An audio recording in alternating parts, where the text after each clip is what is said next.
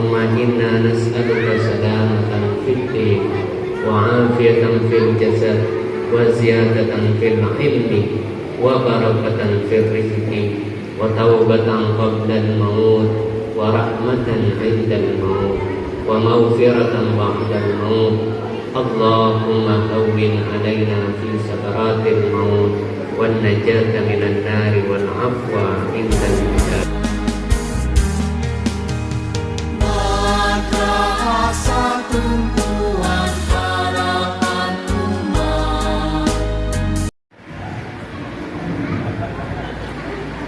Bismillahirrahmanirrahim.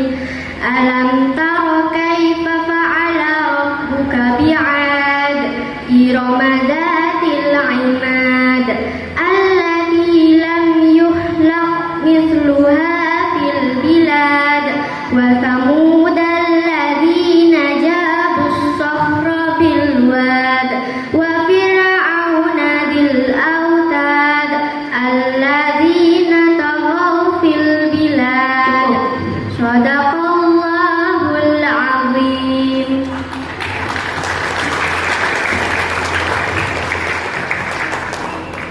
Untuk pertanyaan kedua yaitu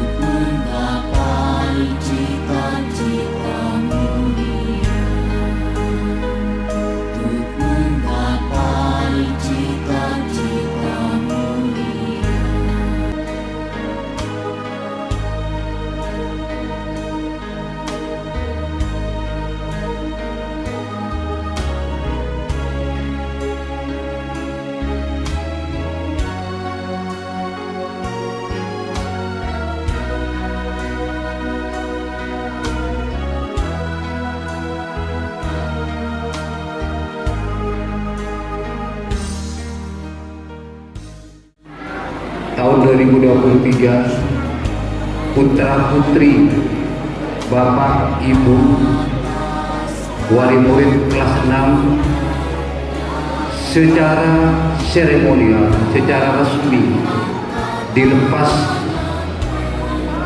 dari Lembaga Pendidikan Madrasah Ibtidaiyah Negeri 1 Sumeneb. Sekali lagi hanya secara akademik putra putri Bapak Ibu kami lepas dan kami kembalikan ke pangkuan Bapak Ibu di rumah. Selanjutnya kami menghimbau dan mengharap untuk terus mengembangkan, melanjutkan kepada pendidikan yang lebih tinggi. Dan tentunya Bapak Ibu sudah mempunyai pilihan-pilihan madrasah atau lanjutan kepada jenjang berikutnya. Namun kami berharap karena Min 1 Sumenep adalah lembaga pendidikan yang notabene tadi putra putri Bapak Ibu sudah diwisuda tahfidnya. Tentunya Bapak Ibu wali murid akan memilih lembaga pendidikan yang sampai tidak memutuskan, yaitu hafalannya, justru akan melanjutkan hafalannya. Tadi sudah diwisuda, ada yang pertama turnamen futsal SDMI se-Kabupaten Sumenep. Kemarin ini mungkin prestasi terakhir untuk kelas 6 yang ada di sini, yang saat ini akan diwisuda. Ini merupakan kenangan yang sangat indah bagi kami. Setelah kalian juara 1 saat ini diwisuda, ini yang sangat luar biasa. Saya selaku kepala madrasah dan segenap guru mengapresiasi yang setinggi-tingginya.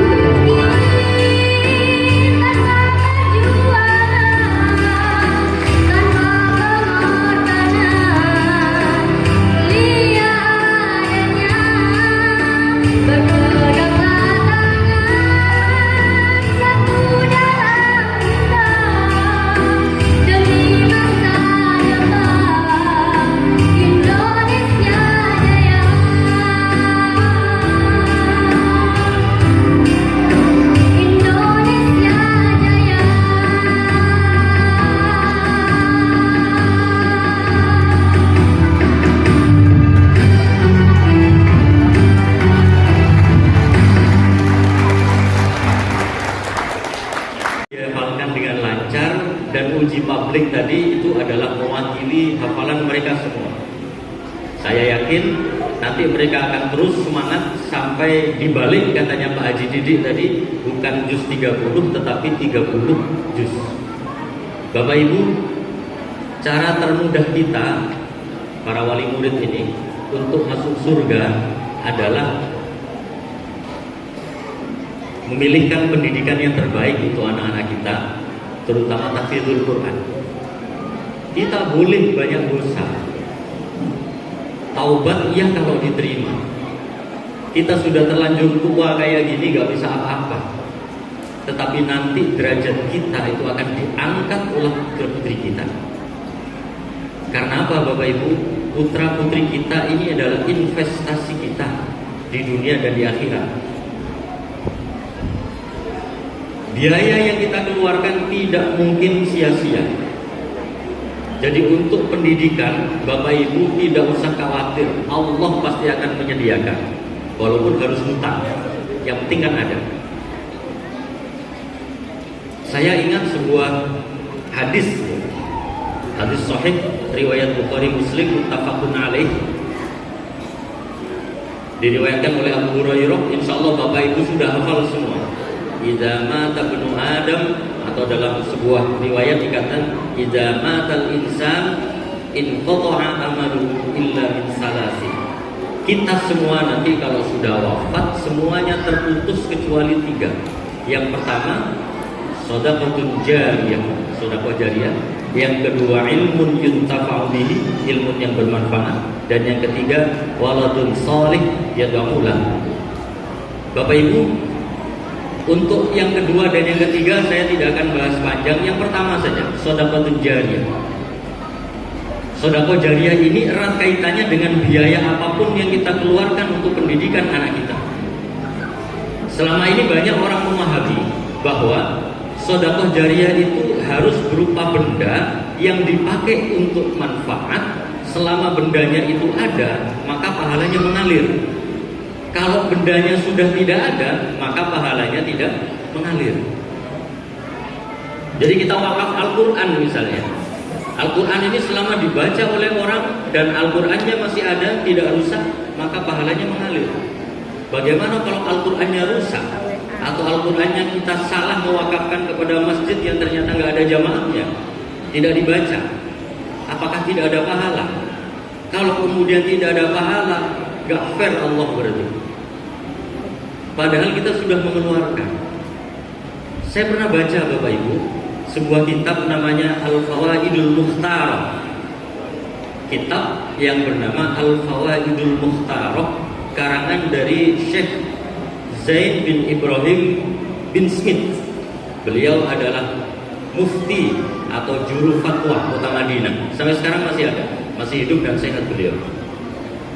Hadis ini beliau kupas dan beliau mengatakan bahwa yang dinamakan sedekah jariyah itu bukan hanya sedekah yang ada bendanya saja, tetapi apapun yang kita keluarkan yang bermanfaat, imma bil aini atau imma bit tasabbubi, ini merupakan sedekah jariyah. Imma bil aini, bendanya dimanfaatkan, nyumbang semen kepada masjid, nyumbang Al-Quran kepada masjid, bendanya dimanfaatkan, sedekah jariyah. Au bit tasabbubi, atau dengan proses sebab akibat. Misalnya kita orang tua memberikan biaya kepada anak untuk SPP. Apakah uangnya ini terus ada di min 1? Kan tidak mungkin, pasti dikeluarkan kemana-mana.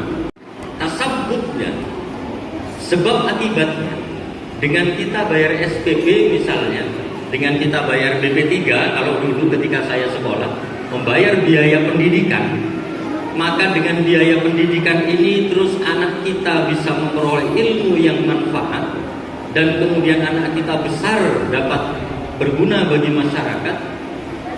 Kemudian anak kita ngajar orang lain dan ilmunya terus bersambung seperti itu. Ini namanya bit tasabbut.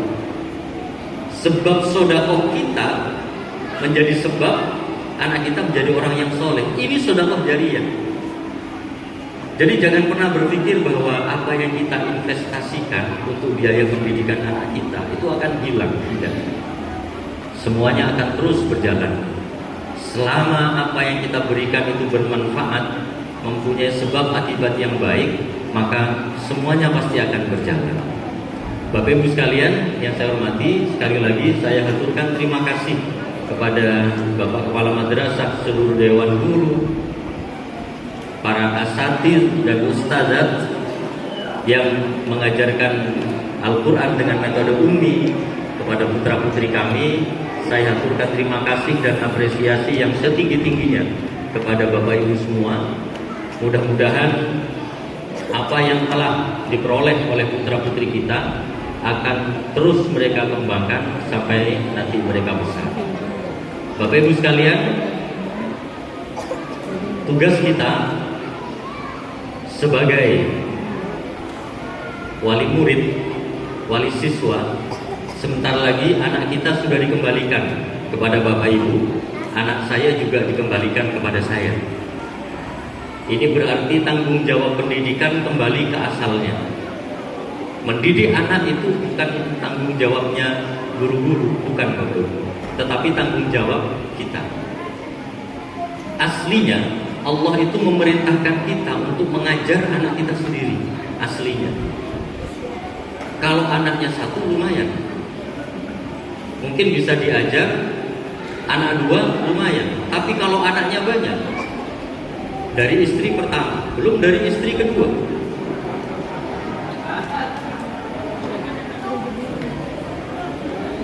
belum karena kesibukan kita.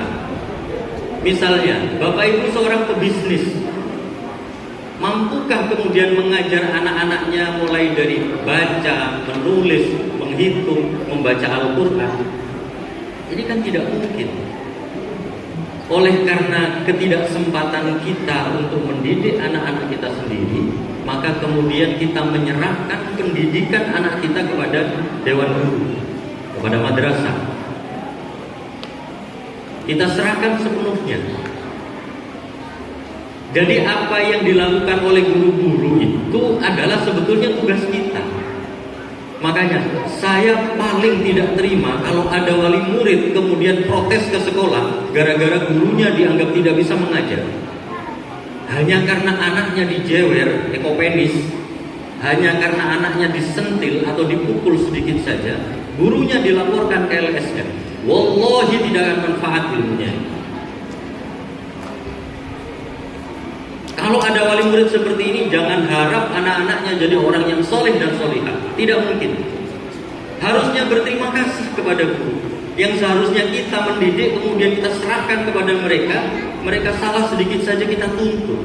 Mana ada seperti itu. Kita parkir sepeda saja di pasar, 2.000 1 jam. Lah ini kita parkir anak kita serahkan nasib anak-anak kita kepada guru-guru. Hanya karena salah sedikit kita polisikan. Betul, tidak mungkin bisa bermanfaat ilmunya. Karena itu adalah kewajiban kita. Kalau ada wali murid seperti itu kemudian mengadu kepada saya di kantor Kementerian Agama, tidak akan saya gubris, saya suruh pulang. Kenapa? Ini wali murid tidak tahu diri. Anaknya sudah dipinterkan, dididik, padahal yang nakal justru anaknya biasanya. Bapak Ibu, guru, kalau ada wali murid seperti ini, serahkan lagi kepada orang tuanya, ya. Serahkan lagi. Kita semua harus betul-betul berterima kasih. Jadi ini saya berbicara atas nama wali murid, atas nama wali murid juga. Jadi Bapak Ibu sekalian, Min 1 sebentar lagi akan menyerahkan putra-putri kita kepada kita. Lalu kemudian menjadi kewajiban kita semua sebagai orang tua untuk tetap memastikan putra-putri kita ini mendapatkan pendidikan yang jelas dan mendapatkan pembiasaan akhlakul karimah yang baik. Silahkan pilih banyak sekolah, banyak madrasah di sini, tapi tolong, minta tolong dengan hormat. Pilihkan madrasah atau sekolah yang menurut Bapak Ibu bisa menjamin pertama adab dan yang kedua ilmu. Adab dulu, akhlak dulu, baru ilmu. Karena akhlak ini lebih mahal daripada ilmu. Tingginya ilmu seseorang tidak akan berguna kalau akhlaknya tidak baik. Tetapi ilmu yang sedikit dimiliki oleh seseorang itu akan sangat bermanfaat apabila akhlaknya baik. Ketika kita bertemu dengan seseorang untuk pertama kali, yang kita lihat adalah bagaimana akhlaknya, bukan bagaimana pendidikannya. Berhadapan dengan kita, itu yang kita lihat itu adalah akhlaknya. Kita tidak pernah tanya, Bapak lulusan S1, S2, S3, S-tung-tung misalnya. Enggak. Yang kita lihat pasti akhlak. Karena akhlak itu lebih dibutuhkan daripada ilmu. Jadi kami titip Bapak Ibu, pastikan memilih madrasah atau sekolah yang pertama bisa memberikan akhlakul karimah, kemudian yang kedua bisa memberikan ilmu. Untuk anak-anakku sekalian, sebentar lagi kalian sudah sanawiyah ya. Sudah sanawiyah. Terus semangat belajar.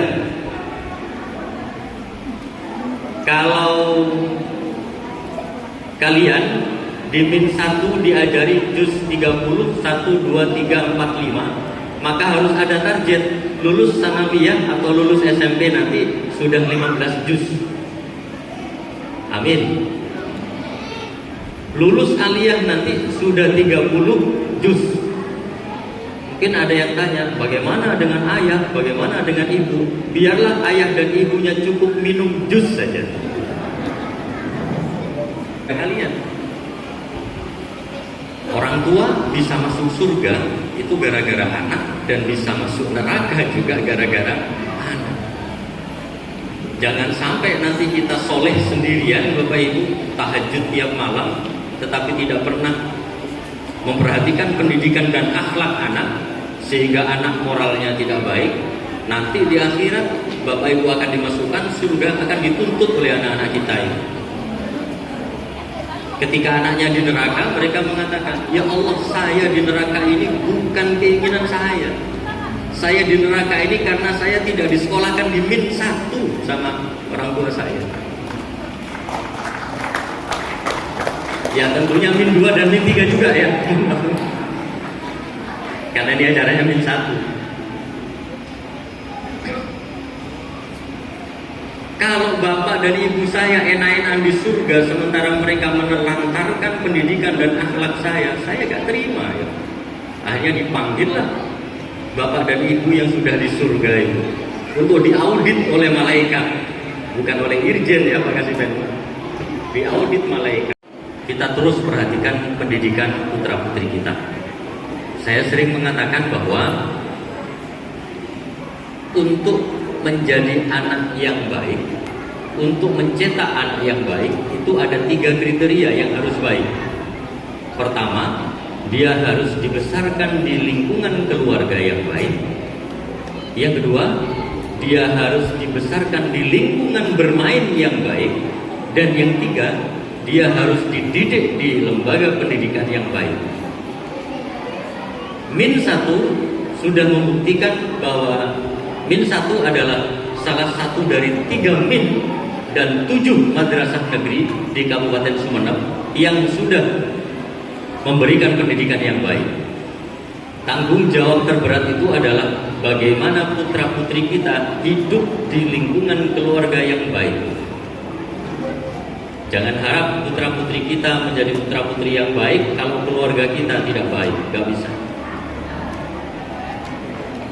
Jangan harap Bapak Ibu bisa memperbaiki putra putrinya kalau kita tidak bisa memperbaiki diri kita sendiri. Titip kepada Bapak Ibu dan kepada diri saya sendiri sebagai orang tua, lingkungan keluarga harus baik, lingkungan bermain harus baik, dan pendidikan juga harus baik. Kita berdoa bersama, mudah-mudahan Allah selalu memberikan yang terbaik untuk putra putri kita, Bapak Ibu. Amin. ilmu yang terbaik, akhlak juga yang terbaik, masa depan juga yang terbaik. Amin ya rabbal alamin. Saya kira itu yang bisa saya sampaikan. Sekali lagi saya aturkan terima kasih kepada Min 1 dan kepada madrasah-madrasah negeri yang lain, kepada seluruh kepala madrasah negeri beserta seluruh dewan guru dan komite yang telah menyelenggarakan pendidikan yang baik untuk putra-putri kita. Apa yang diberikan oleh negara berupa honor, gaji, tunjangan dan sebagainya itu hanyalah bonus saja. Tujuan utama kita adalah pahala dari Allah Subhanahu wa taala. Mudah-mudahan Allah meridhoi langkah kita semua. Amin ya rabbal alamin. Terima kasih dan mohon maaf. Wallahul muwaffiq ila aqwamit thoriq. Wassalamualaikum warahmatullahi wabarakatuh.